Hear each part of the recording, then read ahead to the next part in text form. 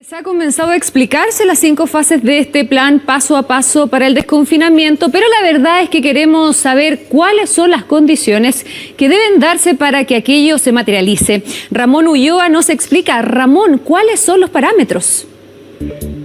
Y la verdad es que no es uno, sino varios factores los que se ponen sobre la mesa. Veamos algunos de ellos. Obviamente están los casos nuevos diarios. Debe haber una baja sostenida en el tiempo. Pero de poco sirve ver solo los casos nuevos si no se considera también la cantidad de exámenes diarios que se realizan. Claro, porque si hago menos exámenes, obviamente que menos serán los casos nuevos pesquisados. Y eso nos lleva a otro factor, que es la positividad.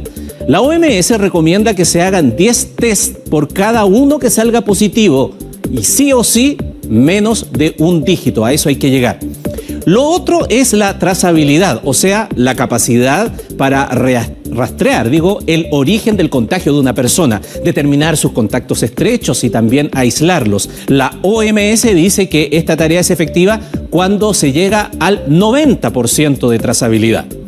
También están la cantidad de camas UCI y también la cantidad de ventiladores que estén disponibles para poder responder adecuadamente a la emergencia. Y también hay que considerar factores sanitarios como, por ejemplo, la morbilidad o la cantidad de adultos mayores en una población. O también factores que son de tipo social, como la vulnerabilidad y el hacinamiento. De todos estos factores se suele hablar en realidad mucho, pero menos quizá de uno que es tan importante como cualquiera de los que ya hemos visto. Se llama número de reproducción básico, pero en epidemiología y en los libros usted lo va a ver así sencillamente, con una letra y un número, R0. Hagámoslo bien fácil. Lo que hace R0 es expresar el número de personas a las que un infectado puede pasarle el virus, suponiendo que nadie tiene inmunidad y que la gente no cambia su comportamiento para poder evitarlo. En otras palabras, define cuán contagiosa originalmente puede ser una enfermedad. Por ejemplo, en el caso del sarampión, este número es altísimo, va entre 13 y 18.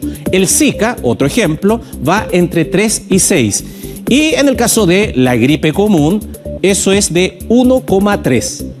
Y aquí, hasta donde se sabe, el número básico de reproducción del COVID-19 es entre 2 y 3. Para que pueda quedar en realidad más claro, por ejemplo, si yo enfermo con este virus, la literatura dice que en promedio puedo infectar a 2 o 3 personas. Luego, cada una de esas 2 o 3 personas le puede traspasar la enfermedad a otras 2 o 3 y así sucesivamente. Sin embargo, fíjense qué pasa si se cumple el distanciamiento social o si la trazabilidad de la cual hablábamos funciona y se logra dar rápido con los contactos estrechos y aislarlos. Se impide que el virus siga circulando a la velocidad de propagación que traía. Y si corto la cadena en el origen, entonces ya no podré contagiar a esas 2 o 3 personas inicialmente. Quizá podré hacerlo a uno o quizá a ninguno. Bueno, si eso es lo que se logra, si la transmisibilidad o este R0 baja de 1 y se mantiene en ese nivel por bastante tiempo, quiere decir que la circulación del virus comienza a remitir y lentamente la enfermedad va desapareciendo. Cuando ese fenómeno se da y el número promedio de personas infectadas por una persona enferma baja, se habla de R0 efectivo para hacer la diferencia. Y según los registros del Centro de Modelamiento Matemático de la Universidad de Chile, el impacto que ha tenido este número con las medidas de prevención como las cuarentenas se ha notado y se expresa en la región metropolitana de la siguiente manera que vamos a ver en el gráfico. Esta es una pequeña historia.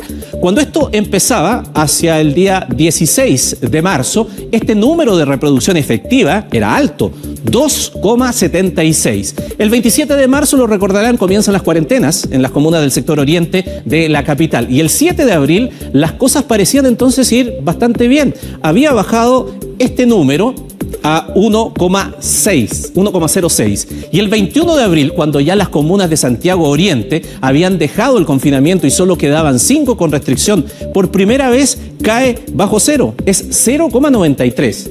Pero En la primera semana de mayo las cosas cambiaron abruptamente. Primero 11 y luego 14 comunas se vieron obligadas a entrar en cuarentena. Y este R0 efectivo había subido, estaba en 1,65. A mediados de mayo la restricción era mayor, eran 38 comunas y el número no había caso, no bajaba, 1,31. Tuvo que pasar entonces un mes y cuando ya 43 comunas estaban en cuarentena, por fin volvió a bajar de 1, 0,99. Y ahora cuando el confinamiento lo vive el 90% de la región metropolitana y afecta ya a 46 comunas aún, el número de reproducción efectiva en estas últimas 3 semanas está en el orden del 0,70, 0,72. Lo ideal es que este índice pueda llegar a 0,3 o a 0,2, dicen los expertos.